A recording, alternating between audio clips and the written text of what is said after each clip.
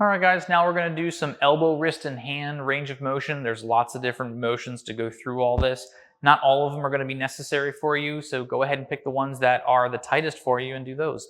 Elbow, the elbow does two different motions, flexion extension, or should I say 4 different motions in 2 different planes.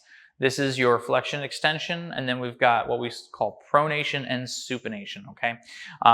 You can do it actively, and you can do it active assist. Let's say you're having a hard time and you can't get up there, it's as far as you go, you can take your other hand and pull it up. And the same thing is true coming down. You can push it down and really try to drive it in. Sometimes what I like to do is I like to put my hand on the side of a table if I can't fully get it straight here, and I'll put my hand there and really drive into that stretch.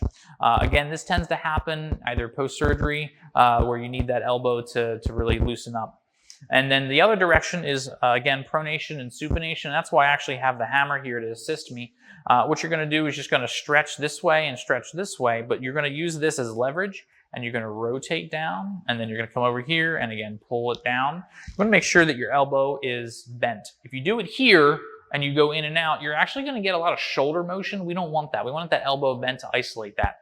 The next thing we can do is we can work on the wrist range of motion. Again, what you want to do is just go flexion, extension, and then there's different ways to deviate up and down or wrist hinging.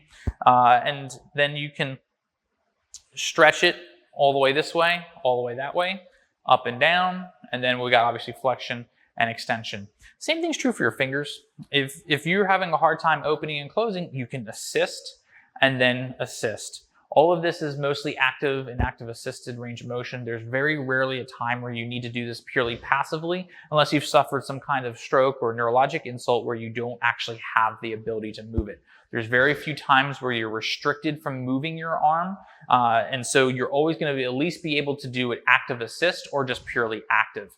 And that is your elbow, wrist, and hand range of motion exercises.